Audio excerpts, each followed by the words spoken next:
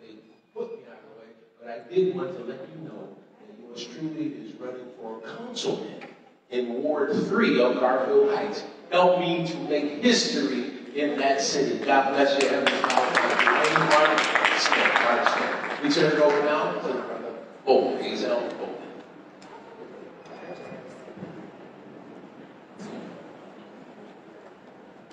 Thank you for that, Pastor Smith. At this time, what we want to do is before we turn it over and go into the program, we know one thing that helps us to move forward as a group and as a whole is information.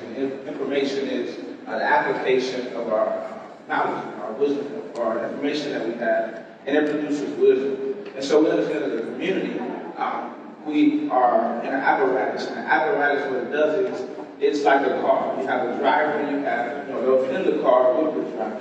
And as a city of Cleveland, we want to ensure that as we move forward, we have a driver in our car that's ensuring that us and the people in the car are going in the same direction. And when you see us in the Cleveland southeast side of our community, we see that most of the things that we're wanting as far as the issues in our community are being left behind. And we see things like the infant mortality rate at 25% and higher, the crime rate that we have, 66% literacy rate.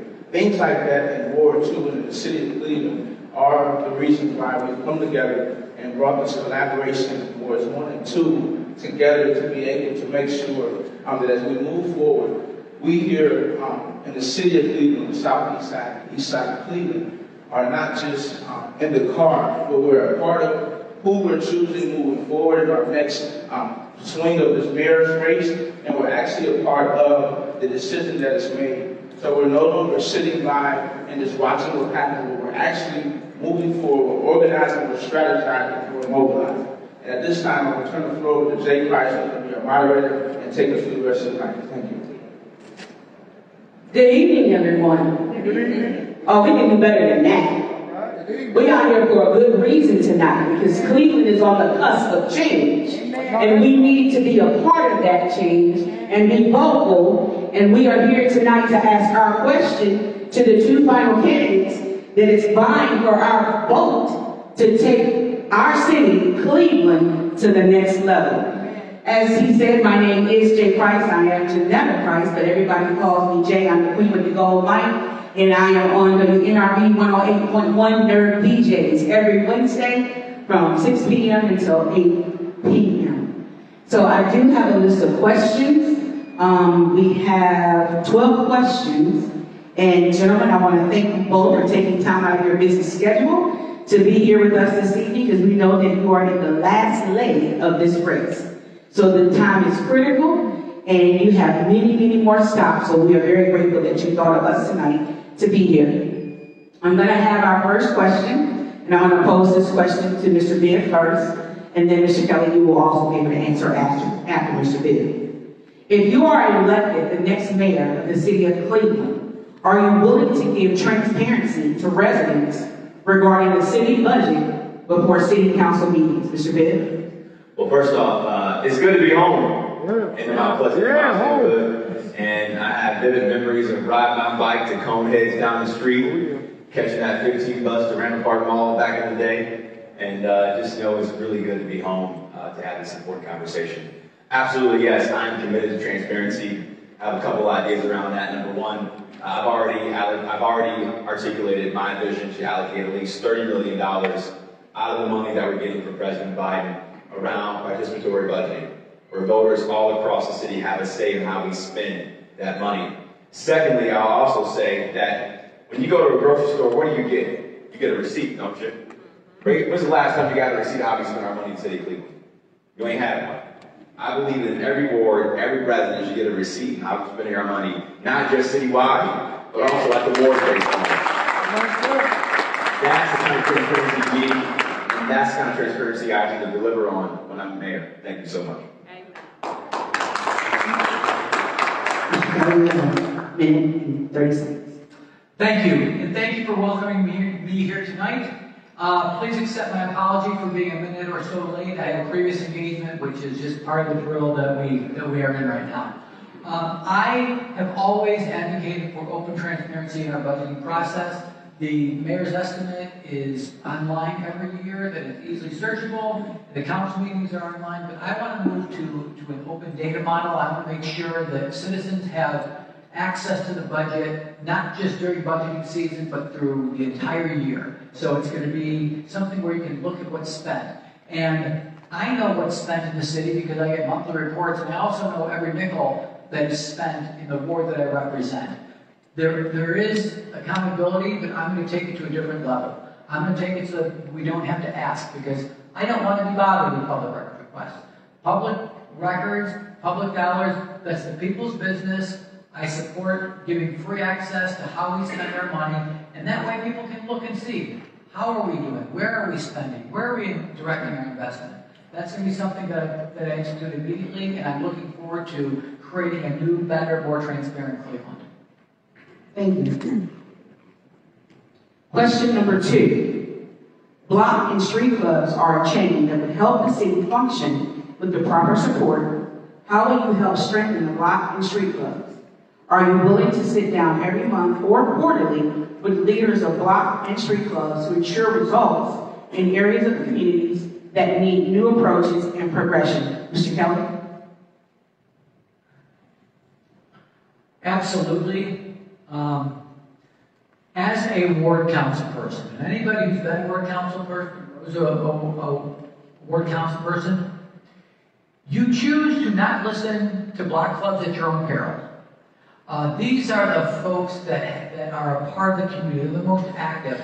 They are giving the information that you need. We want to know about the problem house. We want to know about the suspected activity. We want to know about the vacant abandoned house that is not getting the grass cut.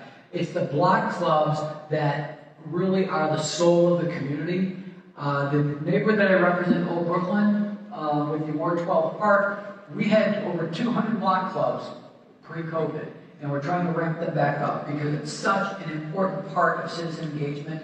I will listen to block clubs. I can't tell you what schedule I'm going to meet with them on, but block clubs are really represent the grassroots, the soul of the heartbeat of the city. So I look forward to working with our block clubs. Thank you. Mr. Bibb? As a kid growing up in Dove, I had a front row seat at this because my grandma was one of the main leaders of our block club. My grandma Sarah, Mr. Boast, and many others. And I would see Commander McGrath and Councilman White at the time come in my living room and talk about the issues in our city. That's how you get people involved and engaged in democracy once again. But we got to be real about this. There's inequity in our city right now in terms of where we see active block clubs and street clubs. And I believe the city needs to take a leading role in investing in democracy and investing back in our block and street clubs, particularly in the east side of the city. Because in many cases, democracy is broken. We don't just have voter suppression, but we got voter repression. And once we're elected, the door knocking should not stop. Showing up to community meetings should not stop. Because that's how you get people involved. Thank you. I see we have Councilman Bishop back there in the corner, Ward 2 Councilman. I see we have former Councilman Zach Reed, Senate row up here. I see, did we have Ms. Laverne Gordon? Just see that she's gone? She's outside. So she's running for District 11 Congresswoman, I'm sorry. And we have Ms. Shirley Smith, who also ran for the election in the building. Judge Nelson, I see you. I know that she's behind that. And that's Red Ward clapping next to you, ain't it? That's right, that's what I thought. So question number 3. How do you plan to bring City Council into your plans as mayor to carry our city forward? Mr. Bibb? If elected, I think it's important that I treat council and council leadership as a truly co-equal branch of government. Council shouldn't find out for nearly 2 years that we weren't recycling on Fox 8 News like we all found out. Council shouldn't be the last to know about major development deals like the Progressive Deal deal. And it's important that as mayor, I do the hard work of improving constituent services from my seat We give members of council the ability to do public policy, because they are the legislative branch. And the best thing we can do to enact our vision for the city is to make sure that council and council leadership have a seat at the table and that we're transparent and engage them along the way in my administration. Thank you, Mr. President. As the president of Cleveland City Council and a former council person, I absolutely understand the role and the importance of council. No mayor can be successful without a functioning council. Any dollar amount, over $50,000, needs to have the approval of council. The mayor can't just spend. It's important to build partnerships. I'm proud of the partnerships that I've built with council members over the years. I'm proud of the coalitions that I've been able to build as Cleveland City Council president and as a councilman. And as we move forward, we're going to start new. We are going to make sure that we are working with council every step of the way, because my agenda has to be their agenda for this to happen, for us to push this city forward. The mayor cannot do it alone. And again, it is something where working with council, looking at the needs of every individual ward. I know better than most that a council member takes the heat if something doesn't happen at the administrative level. People assume it's a council person. If a project doesn't have to bid, if roads don't get paid quickly, if garbage doesn't get picked up, if streets don't get paid, people call their council person. Trust me, I know, I feel it, I've been there. So it's going to be very important for me to execute as mayor every day, knowing that there's going to be 17 people who are going to be blamed if I'm ineffective, and I'm not going to be. So thank you. Thank you, Mr. Bell. What are your plans to assist Ward 1 and Ward 2 and surrounding wards in CDBG funding and economic development? Mr. Kelly? Thank you. If you look at where development and dollars are directed, Eastside neighborhoods have historically been disinvested, and it's been done so intentionally. I think that we have the opportunity right now for the Eastside to realize its potential. We've proven through the Glen Village project, through 121 Larchmere, through what's happening on Buckeye, that we can, what's going on in the East 66th Street corridor, that every neighborhood is a good investment.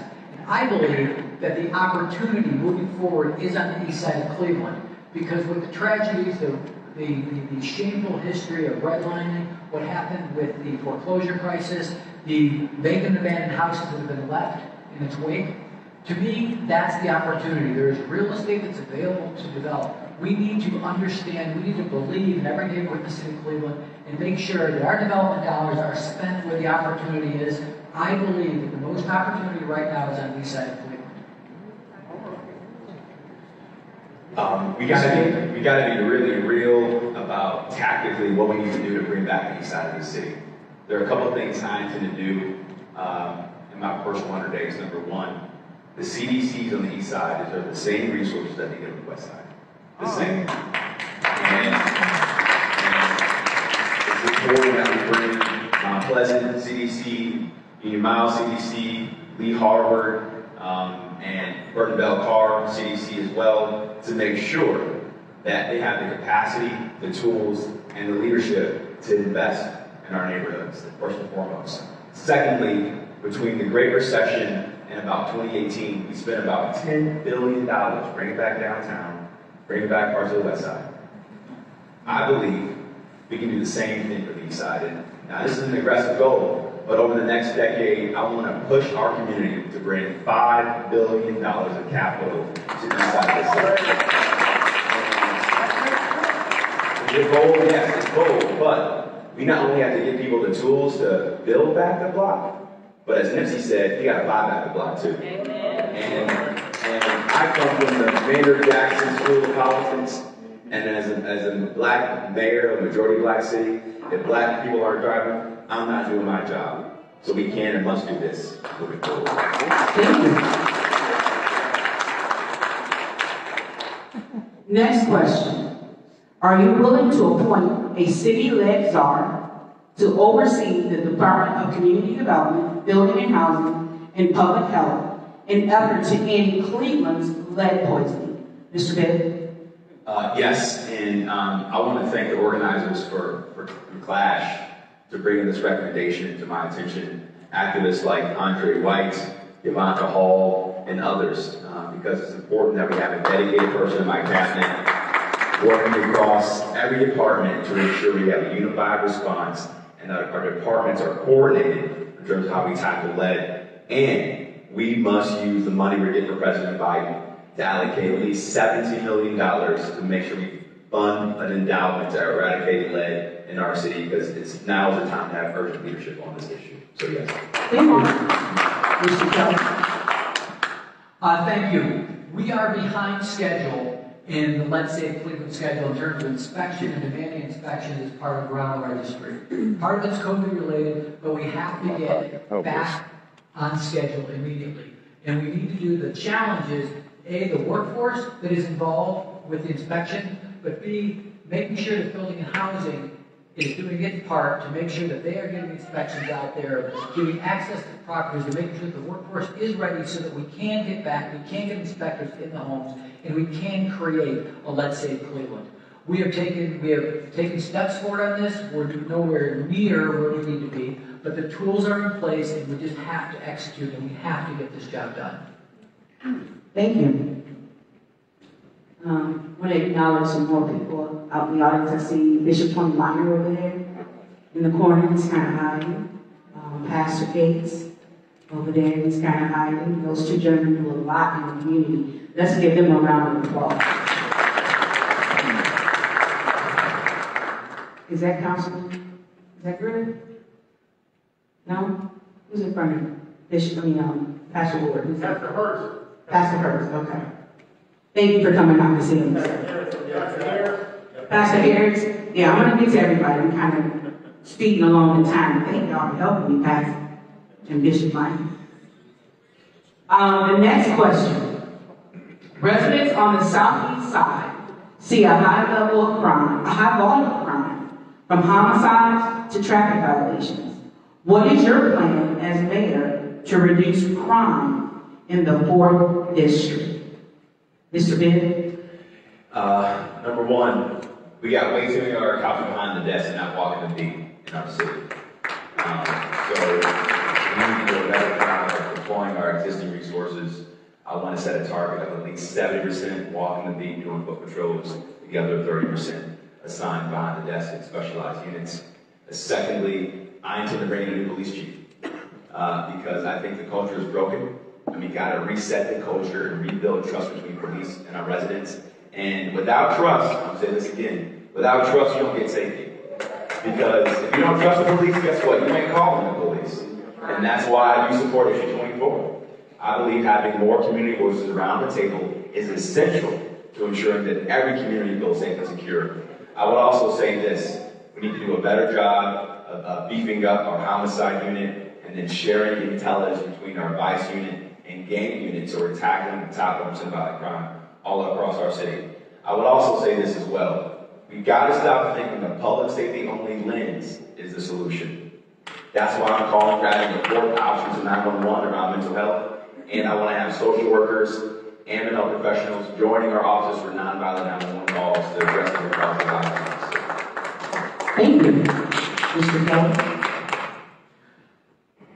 Crime and safety are the absolute most important issues in every neighborhood, every community in the city, north, south, east, west. And we'll talk about a lot what we're doing with community development, where we invest dollars, how we provide services. It's not going to matter if we do not get crime and safety under control. And yes, there are more violent crimes that take place on the east side of Cleveland than there are in other parts of the city. We have to acknowledge that, and we need a plan to reduce that. We need to make sure that we have true community, well, before we get to true community policing, we need to make sure that we are recruiting, training, retaining officers and giving them the tools that they need to do this very hard job. We need to make sure that community policing is true community policing. We need to make sure that there are neighborhood mini stations in every ward. We need to make sure that there are foot patrols, bike patrols in every ward. There's a big disparity right now in terms of community relations committees. The 2nd District has a very strong community relations committee where the citizens speak directly to command staff every month and express the issues that are going on. That's where you learn what's happening. We have a very robust community service unit, which every district doesn't have. These are off-radio officers that deal with quality of life issues, whether it's a neighbor-to-neighbor dispute, whether it's smoke coming in my windows, but you have to de-escalate those issues before they rise. Wow. Sorry, I like that. I had to turn around. All right, just so you know, we have a timekeeper in the back. So we go over that minute in 30 seconds. Sorry. She gonna hit the gavel and you got to sit down. Woo, okay, she being business. You make sure I get myself together. Next question. Homeownership maintenance fund is a dire need for residents, especially seniors who don't meet the guideline for a program such as SHAP. In Ward 1 and Ward 2 and surrounding wards, what will you do to fulfill this need, Mr. Kelly? This need isn't new. This is something that's been with us. And that's why, as Council President, I instituted the Age-Friendly Home Investment Program.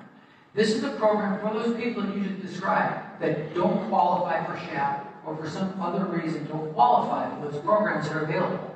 This provides a $10,000 repair to any senior in the city so that they can stay in their home. It's any repair. It's a roof, it's a porch, it's a driveway, it's a sidewalk. So that seniors who have spent their life, invested their life, raised their families in our neighborhoods, in their homes, they do not have to leave because they cannot maintain it. This is one of the most proud moments I have as council, looking back in terms of programs that mean a lot to people. I would botch the number if I guessed it, but between wards 1 and 2, I'm confident we've had over 85 projects done since its inception. We need to, A, increase the capacity in terms of the dollar amount, and we also have to make sure that we are looking for additional small contractors that are able to do the small jobs. And we need to take this model and move it outside of just seniors for other low-income homeowners that are struggling. We have the model, we know it works, we know it's effective, we know it adds value to homes, and the people are entitled to these types of programs. Thank you. Mr. Mayor? Improving and maintaining the housing stock in our city is critical to neighborhood stabilization.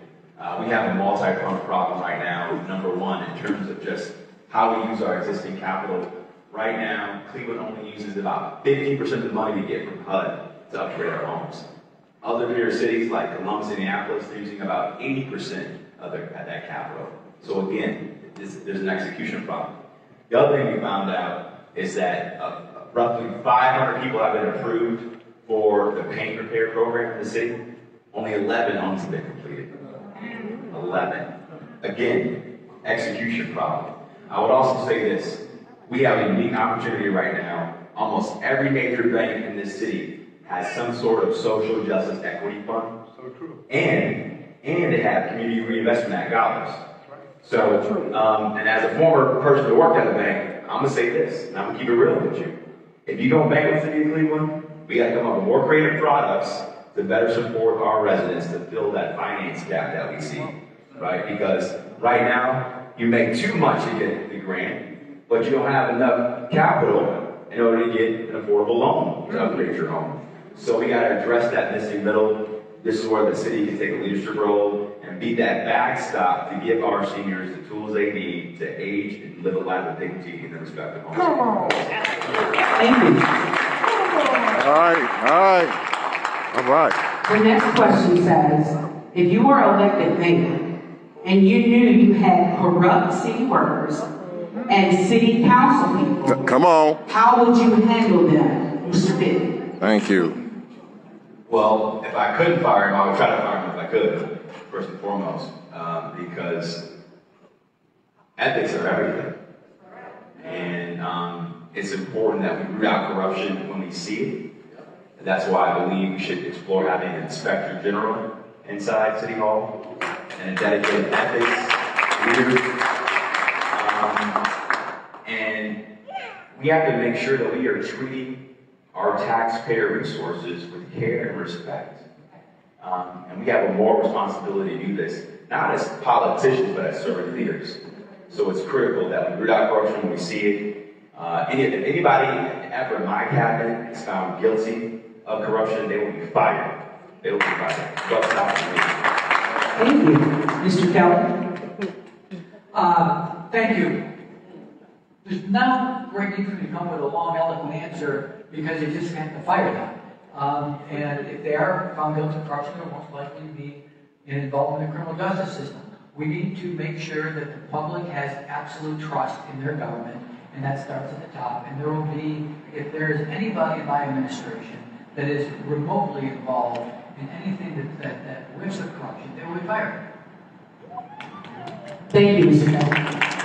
If you do have questions, we do have cards that you can write your questions on, and they will be given to me. I will try to give you as many as I can, expeditiously, time permitting.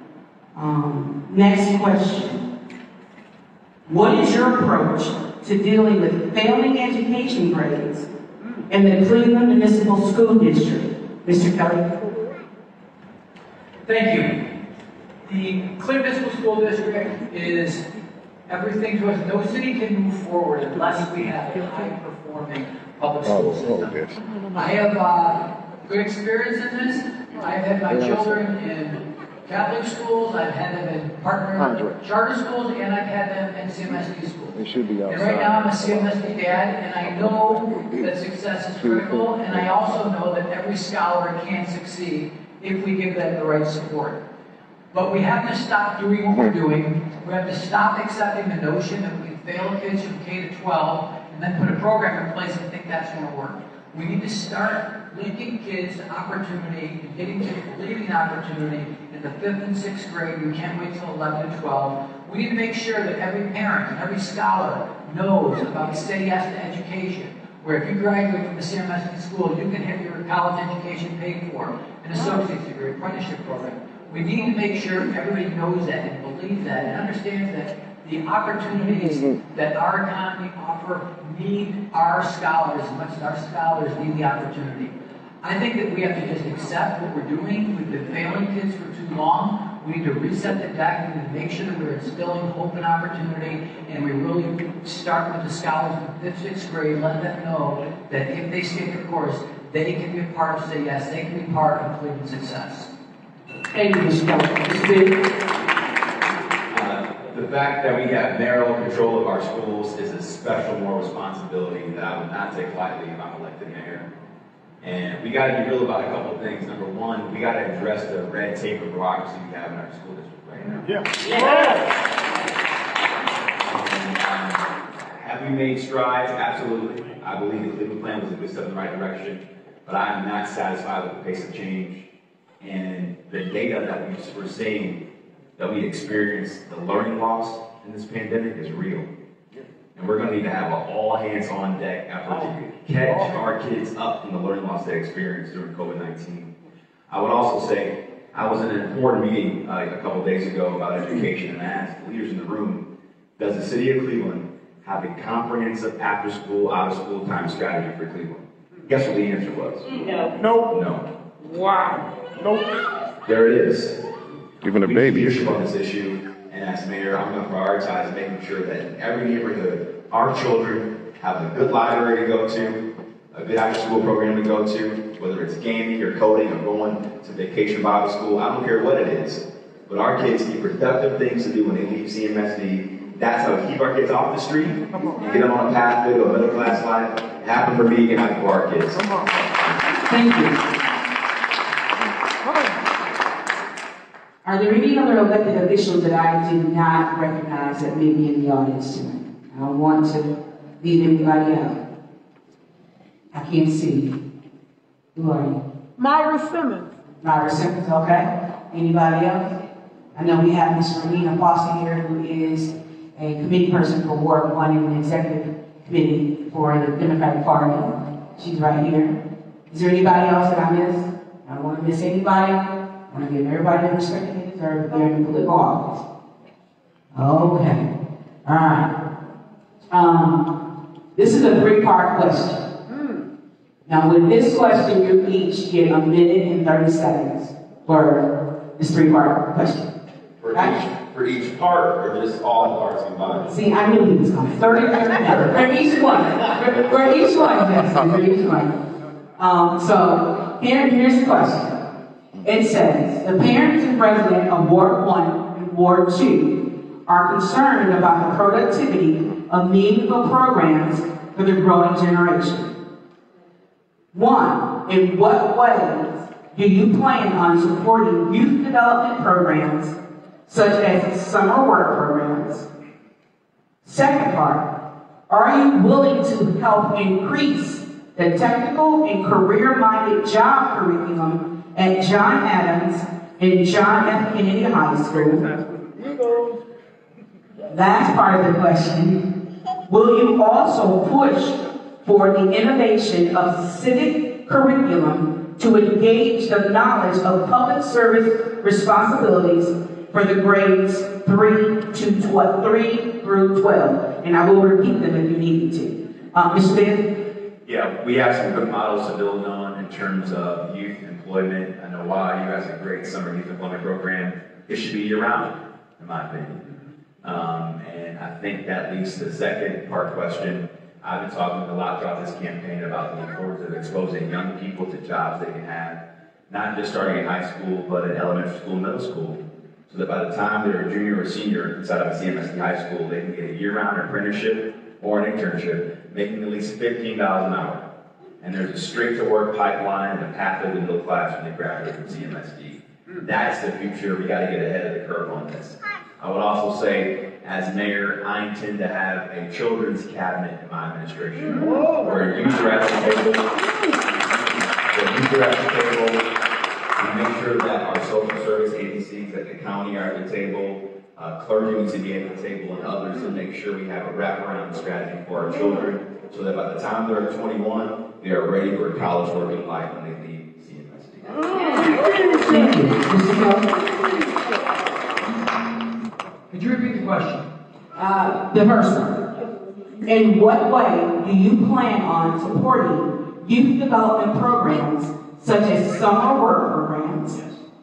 Are you willing to help to increase the technical and career-minded job curriculum at John Adams High School and John F. Kennedy High School? Last question. Will you also push for the innovation of a civic curriculum to engage the knowledge of public service responsibility for the grades 3 through 12? Yes, yes, and yes. We need to make sure that we are meeting the needs of our students, and in terms of where we are providing technical, type of training, along with some of my colleagues, we have long advocated for taking the model that is at Max Hayes High School and setting up an east side Max Hayes, for lack of a better term, so that we are training people, you can clap, set up an east side Max Hayes so that we are training our kids and educating our kids for the jobs that are available now. We need to make sure that we continue forward with the summer youth employment programs, because it is those programs that lead, it gets you in a job habit, it gets kids used to working, and it really just provides that work culture. And again, we have to start back in 5th, 6th grade, make sure we're educating our kids, training our kids for the jobs that are available today. And what was the last question? The last question is, will you also push for the innovation of a civic curriculum? Yeah, okay, thank you. And just for time purposes, on the civic curriculum, I spent some time when I moved around when I was a kid in Chicago, and the state of Illinois has a required Constitution test. And I thought it was great for 3rd graders, because you learn all the different, what civic life is about. And you have to pass that. It's a required test. I don't know whether I'm going to advocate, because my teacher friends would probably kill me. I'm not going to advocate for another standardized test, but I absolutely do support the idea of instilling civic education into our grade schools. Thank you. If you're pretty good, it came in from time.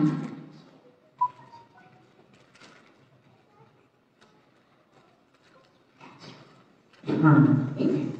So, the next question. Do you support issue 24? Yes or no, and why? Mr. Kelly? I support accountability. I support reform. We as a community can't tolerate another Tamir Rice, another Tamish Anderson. We just can't. However, I do not support the text of issue 24. I believe that the path to accountability is set forth in the consent decree. And I would let everybody know, if you don't know this already, that the incidence of use of force since the signing of the consent decree has dropped off tremendously. The complaints They haven't been eliminated. The Division of Cleveland Police have dropped off tremendously. The amount of payouts of settlements has dropped off tremendously. The complaints, the cases that were out for professional services have dropped off, have been cleared, quite frankly. What we have right now, our current police commission is doing their job and it is working. We're not there yet, but we have a path forward. And what issue 24 doesn't do is it takes accountability away from the chief, it takes accountability away from the safety director and the mayor. This is something where the chief has to be the chief. I think that if you take a 13-member board and put them that do not have training in police issues and make them the final arbiters of what happens in police discipline cases, I think this board is going to become political. I also have a problem with the accountability. This board would have over $4 million a year that does not require council authority or authority from the mayor. Thank you, Mr. Kelly. Mr. Bibb? Yes, I do support issue 24. Come on!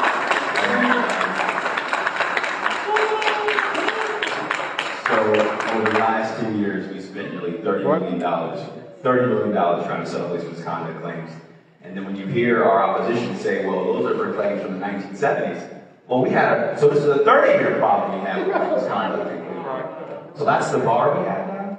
I would also say this, yes, have complaints gone down since the consent decree? Yes. However, there's been a substantial year-to-date increase from 2019 to 2020 in complaints. And the time to resolve those complaints continues to be an issue. So we need to do more. And this mayor and leadership has not met and had one committee meeting with the monitoring team since 2016. Wow. So where is their urgency? Is this really a priority for them? Now, is the legislation perfect? No. But was the Constitution perfect when it was signed? No. So we cannot let the perfect be the enemy of the good. Now, this commission allows the mayor to appoint 5 members to the Police Review Board, and council appoints 4. And it allows the mayor to appoint 13 members of the police commission with the approval of council. This is good government and good democracy. And I'm going to tell you this. I'm not intoxicated with power. And I believe that as mayor, I'm willing to share power with people if it rebuilds trust and gets more community voices around the table with law enforcement. Come on now. All right now. And we understand the right training and the right culture to have a good police department that reflects our values as a city. Thank you. If there are questions, I think I have all of them. This is our last question that was brought forth prior to. So this is the final question, and then we'll go to the audience questions. This question says, some residents have internet through private companies, while Cleveland Metropolitan School Districts provides 35,000 students with accessible computers and hotspots, and low-income residents who have SNAP cards get low-cost benefits for internet and equipment. The question is, how are you going to provide broadband to the residents of Cleveland? And is it going to be subsidized or accessible to the residents of Cleveland? And I think this is leaning towards funding that came through in the ARP and the funding that is currently being decided upon in the city of Cleveland as to what they want to do with it. Mr. Bibb? I am supportive of using city dollars through the American Rescue Plan to address the digital divide, digital equity, but I also support public input and public comment on how we spend that $20 million. I would also say this, we've had missed opportunity after missed opportunity to address this issue. In 2017, a group of community activists called Connect Your Community brought the council and the mayor a proposal to address digital divide. What happened? They said no. What? A couple of years ago, Councilman Gary McCormick recommended using smart Wi-Fi devices and 61,000 LED streetlights were upgraded across the city. Guess what happened? The mayor and the council said no. And it would have been a cost-neutral investment. So moving forward, as mayor, I look at my job as a manager of our assets. Every time we upgrade a streetlight, every time we dig in the hole, the key operative question is that another opportunity to better connect our neighborhood to Wi-Fi and broadband? That's how we must address this issue moving forward in the city. We need urgency on this issue. Wow. Thank you. Mr. Keller? Thank you. Closing the digital divide has been a priority of mine since I've been on council. We launched Old Brooklyn Connected over 10 years ago, and it is the daily Wi-Fi that I use to do my business, my Zoom calls, everything else. There are solutions. We cannot accept digital divide in this community anymore. We are the least connected city in the United States of America, and then we cannot move forward with that reality. But right now is different. I would respectfully disagree with everything that my opponent just said, because what he just described is an oversimplified non-solution that never could have worked. You can't just put it, these hot spots as part of a LED project. No, it's got to be connected to the internet. So it's a whole lot more complicated than that. This is something I've been working on for over a decade. I've been to Chattanooga. I've seen different models. I know what works. I know what doesn't work, and I know it costs money. The difference now is that we have money. ARPA has provided the money that we need to solve this problem. This is a big, expensive problem that's going to take resources, and the city can lead on this, the city will lead on this, and the public's going to be involved. The legislation that was passed by Clinton City Council was authorization to spend. It wasn't a direct award. There's going to be bidding. There's going to be a whole public process of that. But we have to get this right. We have to get this right now, because unlike the past, we've always known about the problem. The solution is at hand now because we finally have money. Thank you. We got 100 million surplus. The next question, and these are audience questions that I'm going to be going into now. This question states, the mayor has the responsibility of maintaining or picking 4 new boards of trustee members for the Regional Transit Authority. Can you pick 4 that are heavily engaged in the activities of RTA as it applies to scheduling and establishing routes? The issue over the 48A and the 15A arose in part because of the Board of Trustees nominated by the mayor spent little to no time studying the consequences of their votes. Mr. Keller. So yes, the significance of RTA is not simply transportation. It's access to jobs. It's access to grocery stores. It's a way that people get around. And people of low income ride the bus, take public transportation more than people that are high income. Now, the current RTA has not served us well. It has failed us in terms of what our routes are and how do we best provide this. When I appoint members of the board, they're going to represent riders. They're going to represent people that understand the logistics of public transportation. And they are going to understand that this isn't just a system where, buses and trains. These are people's lives. When you change a route, when you cut a route, when you increase fares, you are affecting someone's access to get to the doctor. You're affecting someone's access to get to a job. You're affecting someone's access to get to a grocery store. We have to do a better job of what we do with public transportation. We have to better lobby our state, and we just cannot accept the current state of affairs of public transportation. Thank you, Mr. Keller. Elizabeth. So I have intimate knowledge on this issue. I spent nearly 3 years on the board of RTA, and I believe RTA has new leadership in place with India Birdsong, and I remember the hard choices we had to make in terms of how we continue to provide high-quality treatment to our residents. The issue is that this state government, this governor and state legislature, does not invest in Ohio's major cities. So RTA is doing the best job it can, given the finite amount of resources that it currently has.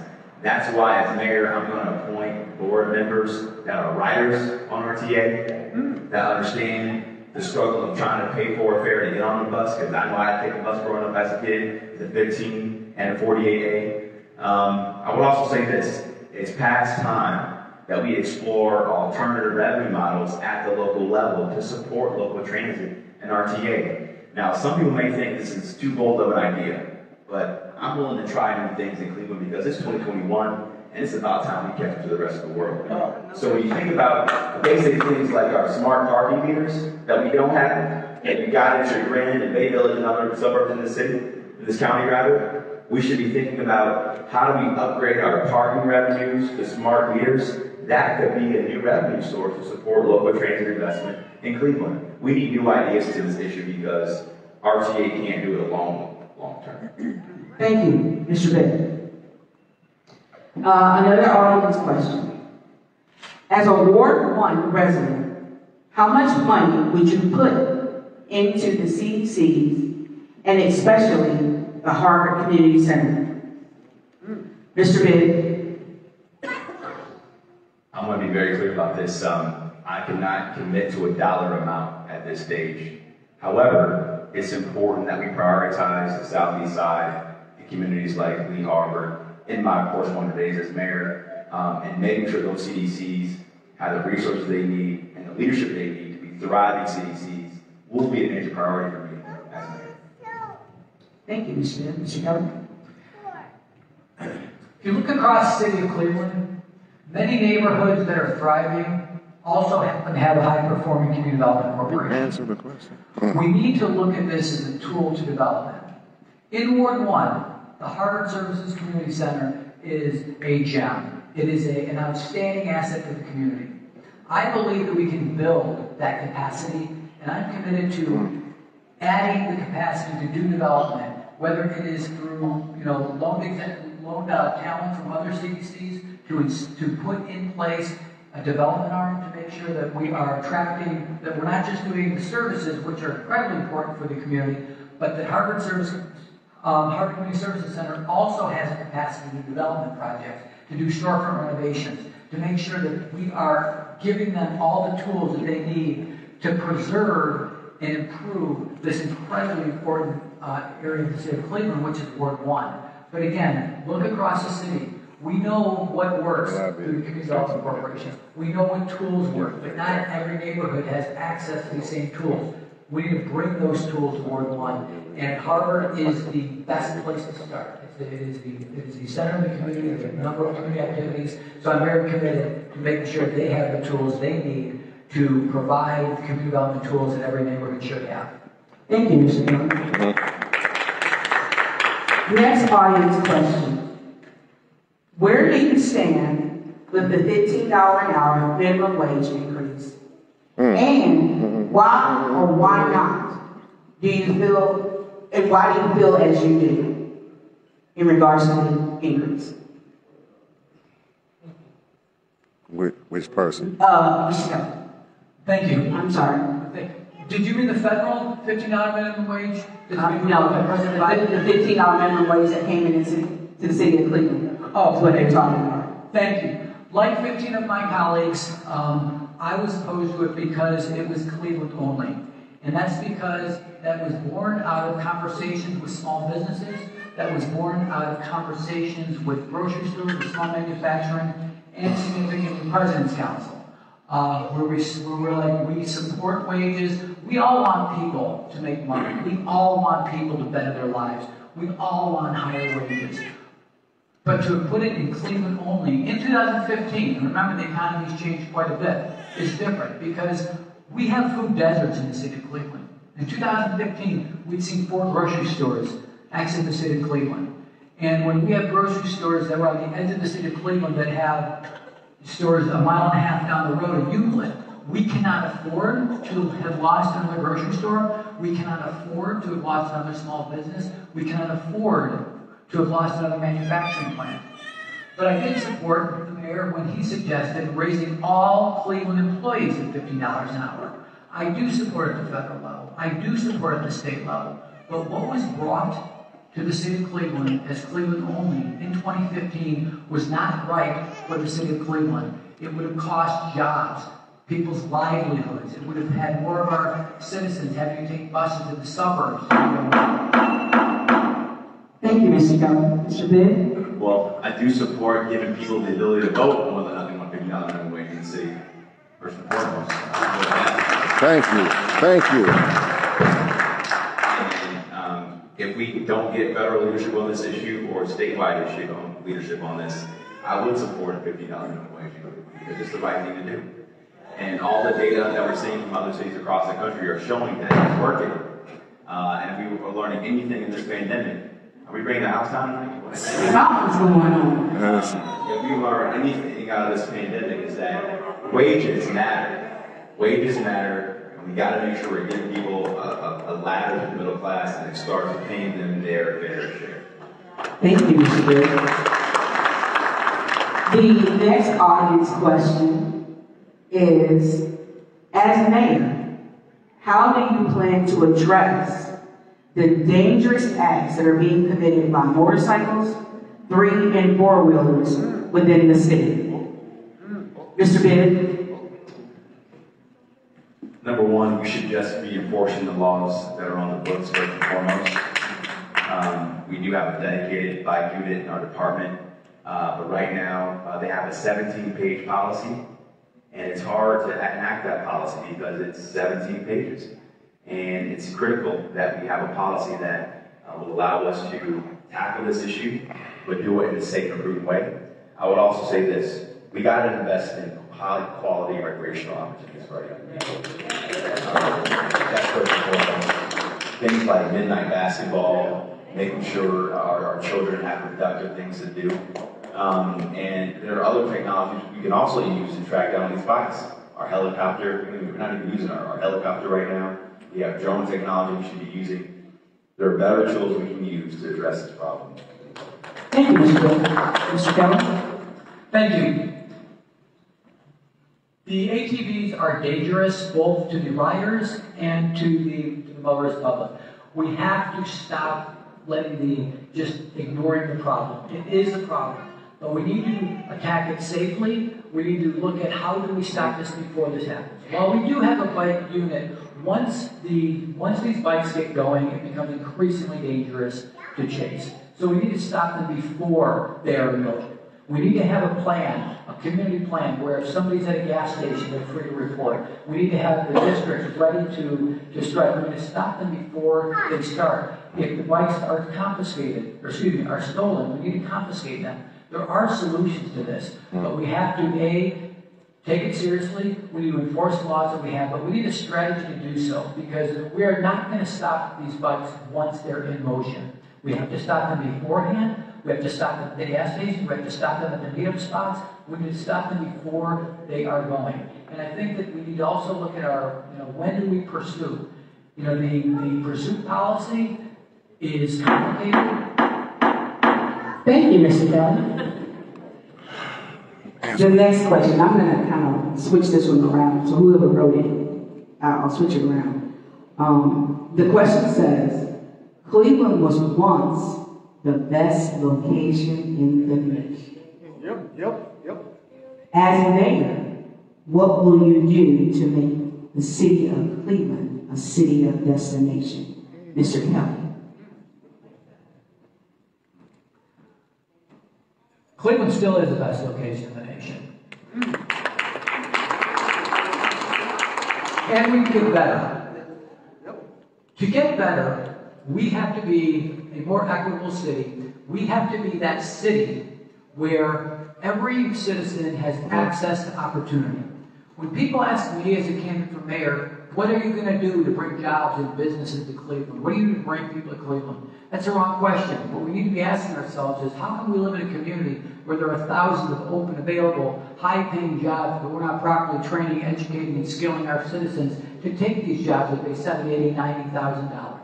How do we live in this world? That is not okay. That can't be okay. Because businesses aren't going to come here if we do not have the workforce to meet their job needs.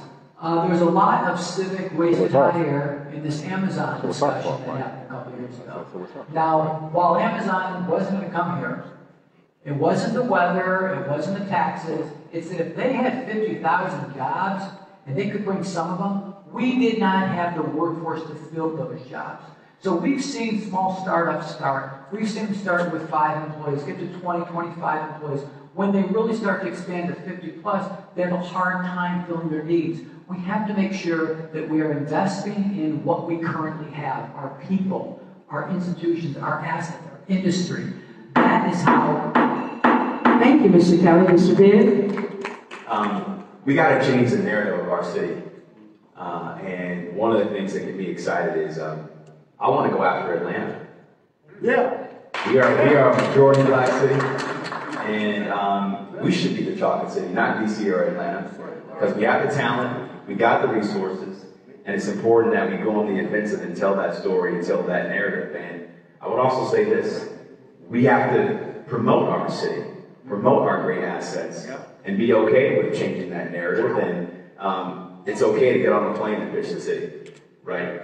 And we have to do a better job of not being so insular as a community, but embrace new people, embrace new ideas, and get back to the basics. We get too distracted by, let's bring in a convention, or let's pay $500 million for a medical card no one's going to ever use. If we invest in the basics, we can be not just a great American city, but a great global city, and it's going to take a new leader to get that done. Thank you, Mr. Bibb. I have one card here that has 2 questions, and I'm only going to read one of the 2.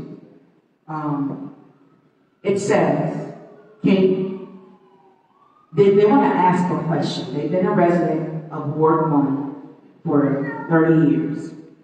They want to talk about the funding in Ward 1 and Ward 2. And I'm going to go out on a limb and say that they're asking about CDBG funding in Wards 1 and Wards 2. They want to know how that funding is being distributed and it's being used, and is the council being held accountable to what CDBG is outlining that funding is used for. I don't know who wrote this question, but because I know city government, I'm kind of thinking that that's what you're asking. And if you wrote this question, just kind of raise your hand for it, if I was right on point for you. Okay, they must be gone. Mr. Bibb, you can answer that question? Yeah, I'll be brief on this. As I said before, we need to have more equity and more transparency on how we're spending our CDBG dollars. We need to hold our members of council in those neighborhoods accountable in terms of how we spend on those dollars. And I think broadly, there are many leaders in the community who feel that we need to reallocate and think differently about our current formula on how we spend those dollars, where it's not just spread out, but targeted to where the direct need is, and that need is in the southeast side. Thank you, Mr. Bibb. Mr. Kelly? Thank you. This question really gets back to where do we have high-functioning community development corporations? And we really need to increase capacity citywide. Where dollars are spent right now, there is a portion of CDBG funds that are distributed to council people and they have discretion, and then there is the competitive part where you apply directly to the city. But in able to have a competitive application, you've got to have a high-performing CDC. In wards 1 and 2, your Councilman Bishop is here, has done a tremendous job in gathering resources for streets and demolition, and there's other services that people need. But we need to make sure that once the demos have happened, once the land is available, that the councilmen have a tool in a high-performing community development corporation to build the next housing development, to do the storefront renovation, to promote the the retail establishments that can be there when we start investing more on these sides of Cleveland. Thank you, Mr. Bibb. Another question from the audience. This is going to be, it's a good question, and I don't want to ignore it, but for the sake of time, I am going to read it, but you don't have to, I'm not going to ask you to answer the question, but they wanted to know what is your safety plan for the city. I think that would take more than a minute and 20 seconds, or a minute and 30 seconds to discuss. So if there's time after, if you could meet with that person and kind of give them what your plan is, your safety plan is for the city, that would be good. I didn't want to, because that would get long and drawn out, because we need a very robust safety plan in the city of Cleveland. Next question. Ward 1 is a community. You can see this is Ward 1. They represent the now.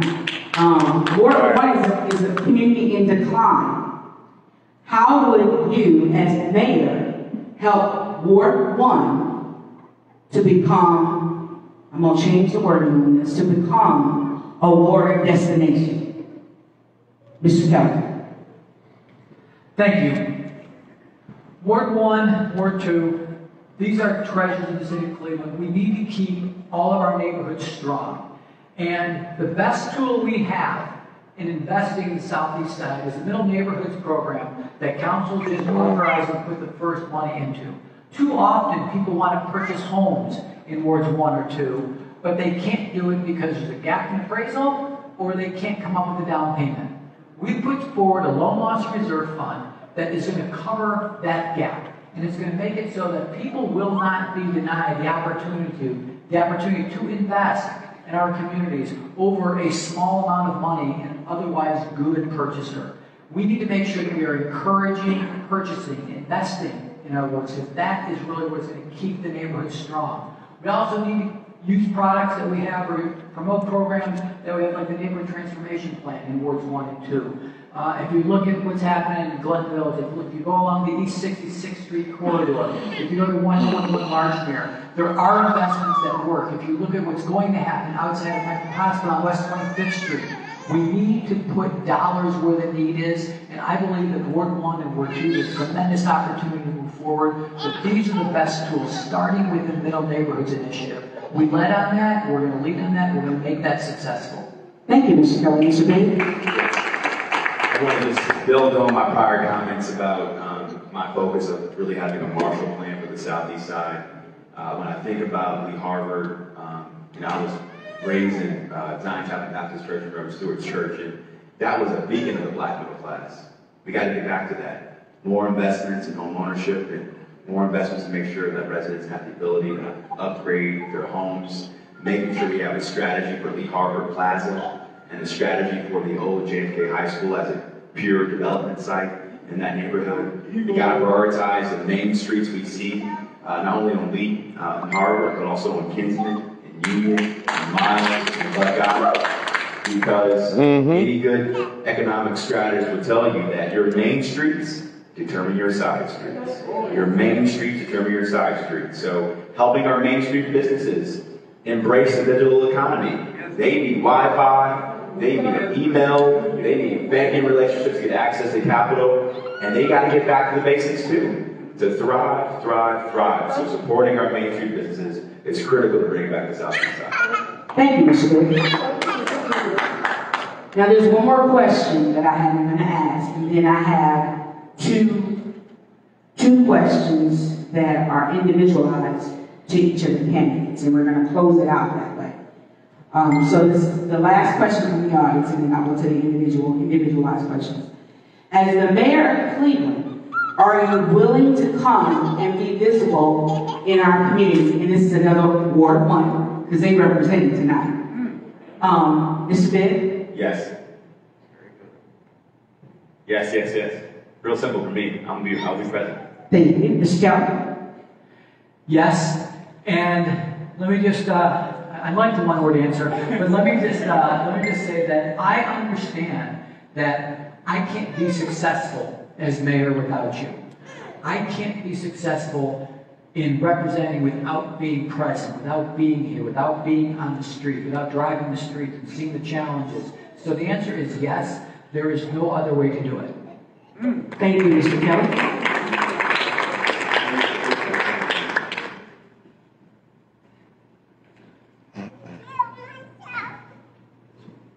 Okay, so these last questions are there. So these are individualized questions that we got from the audience, okay? No, I'm not taking any more questions. We're almost at our time. We're almost at our time.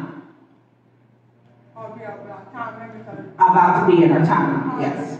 You can see them after, and they can answer your question for you. Somebody else get to hear what I got to say. Ma'am? Okay, thank you. All right, we're going to keep moving. All right, here we go.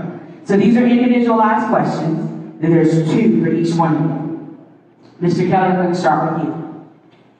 This says, Councilman Kelly, can you please explain what you meant by intentional CDCs have not been funded? I don't know what that question means, but they're asking you, and I'm assuming that, what do you guys think? You're 42 or 43? Let me, I I think I know what the reference is. I recently said when I was doing the walking tour of Ward 7 that East Side... You got 2 minutes. I didn't cut you off. You got 2 minutes to answer that question. Got it.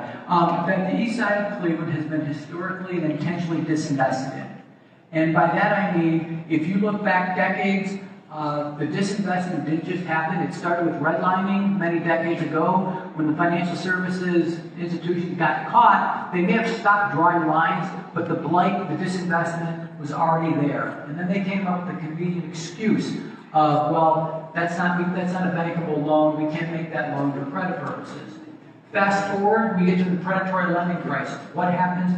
Where did the national cities of the world target? They targeted our most vulnerable neighborhoods. The disinvestment has been historic, and it has been intentional. And we need to realize that going forward. We need to hold people accountable for where investment happens, but I believe that was what is being meant by the question. Okay. So, the next question is going to be for you, Mr. Kelly. You mean Mr. You mean Mr. Bid? No. Oh, yeah, I'm going to do two. both questions. Yeah, you're going to be next. I didn't forget about you. And so this question says, what works have you done as president of Cleveland City Council for any of the East Side communities? Thank you. Very proud of my records as Cleveland City Council, and I've said these on the stump, and there's much more, but I'm just going to hit the high points.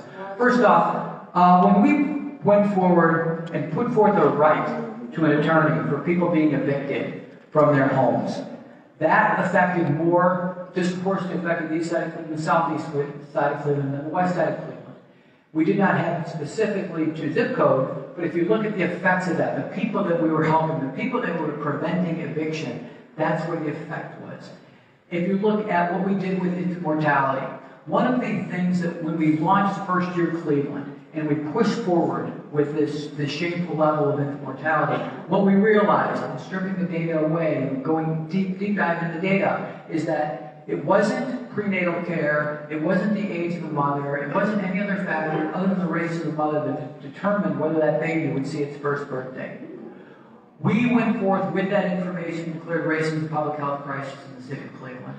We took steps forward. We started Let's Save Cleveland in Cleveland City Council. In addition to that, as council president, one of the first things that I did, and I took much criticism from my colleagues, is where we used to cut up our street money equally by wards, I put forth a system where it went by need. So right now, I don't be criticized when we do the next one, because East Side wards will be getting over $1 million, where some of my other colleagues are getting closer to $400,000. But it's okay, because that's where the need is, that's where the investment is. I put forth processes in council, how we do things in council, where the dollars go where the need is, based on equity and not based on what is cut up equally. Those are just some of the examples, but since my time is still there, I'm going to keep going if that's okay. She gonna tell you. I know she will. I know that. I know that. She gonna let you know. I mean, again, but if you look at where have the dollars for demolition gone, and where will they go when we take down the remaining 4,000 vacant abandoned homes in the city of Cleveland? They are going to happen on the east side of Cleveland, and the good side, the good news there is that that's going to open up more opportunity, and I'm looking forward to that happening. Thank you, Mr. Kelly. Before I go on, I want to make sure that we have a vendor that's outside and selling t-shirts, so make sure you patronize the vendor outside. He is here. I did buy something, and I probably shouldn't. And then we also have a chef in the building, Chef Teflon John Andrews, who's sitting back there. He is catering parties and different events, so if you need a caterer, you want something different, Chef Teflon John, you can just wave your hand so people can see who you are. He's the hardest working man in Cleveland when it comes to smoking protein. That's his line, smoking protein. So see him after. He's going to be doing turkeys for Christmas. If you want to get your turkey done. That was a shameless plug, but I want to make sure I got everybody that was in here. So, Mr. Bibb, these two questions are for you. And once I read these and you get your responses, we're going to allow both candidates to close us out. You're going to get 1 minute and 30 seconds to give us your elevator pitch as to why you should be the mayor of Cleveland. Mr. Bibb, the question goes, where have you been What experience have you done towards mayoral type of work? That's the first question. The second question is, what works have you done towards working with the city of Cleveland? You have 2 minutes, Mr. Bennett. Well, let me give you, as they say on the street, my receipts, I guess, right? I was lucky to get a scholarship to study at the American University and created a major in urban studies.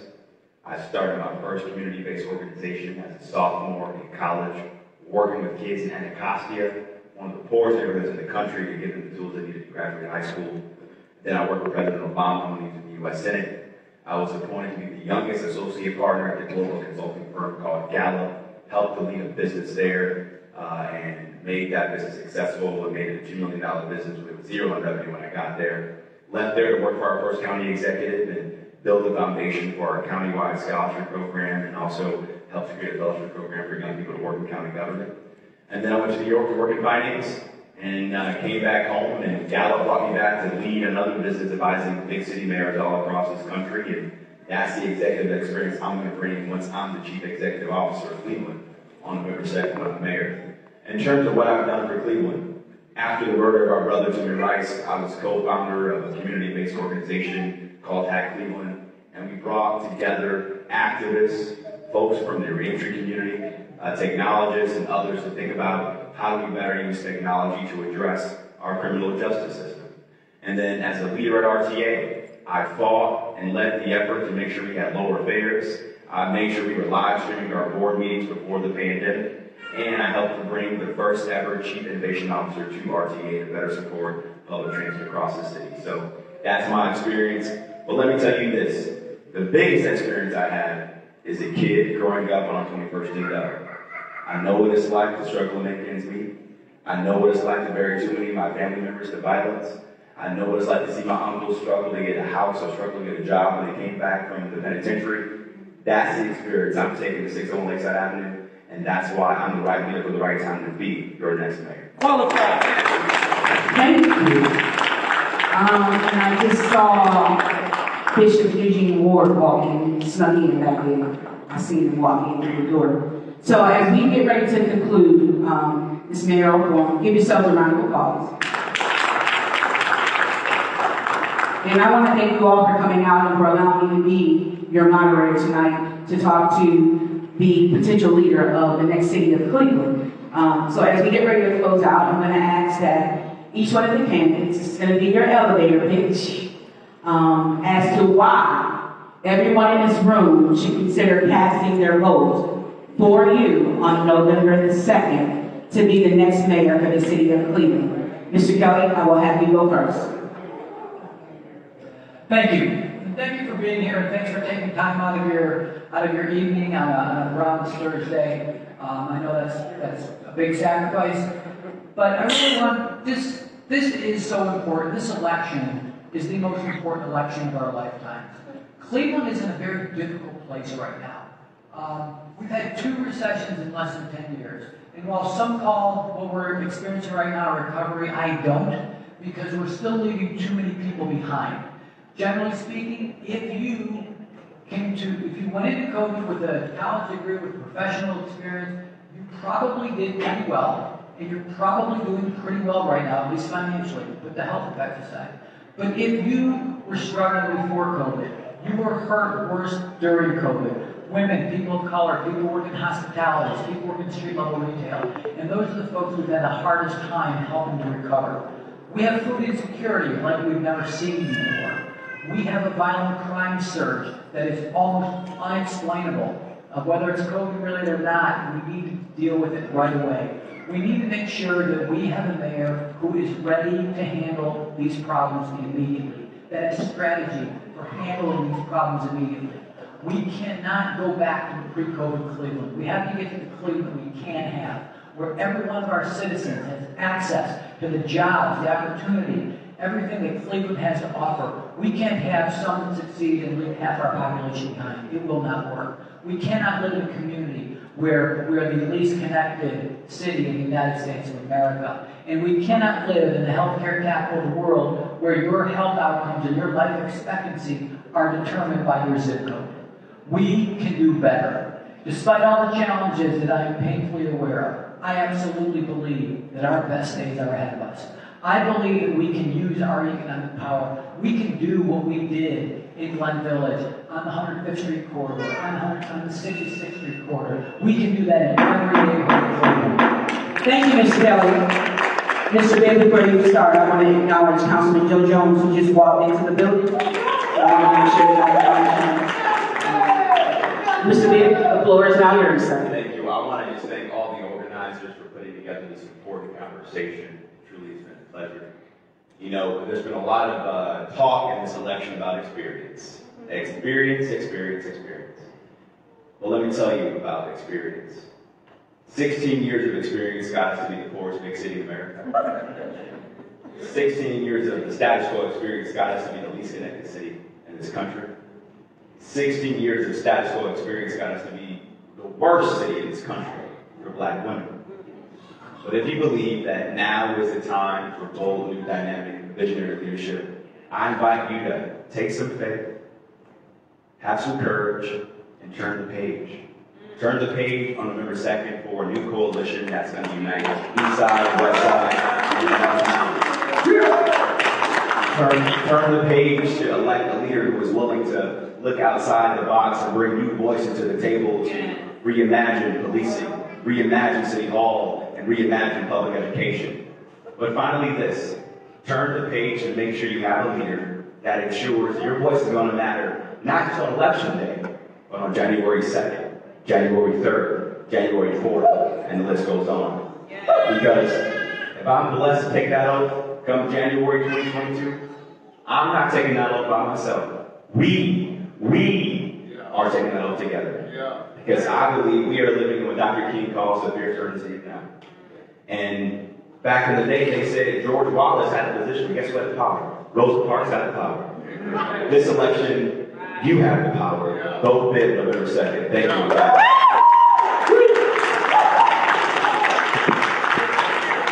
So, Whoa. Ward 1, Ward 2, whatever ward you're from, you've heard the candidates tonight. You can now make an informed decision as to who you want to see serve as the next mayor of Cleveland and lead the city into the next year and the next 4 years. Cleveland is on the cusp of change, and change is what the city needs. And we have 2 candidates that's vying to make that change for us. And it's up to us, as the residents of the city of Cleveland, to make one of them the next mayor of the city of Cleveland. We're going to close this out now, and we're going to bring the man of this house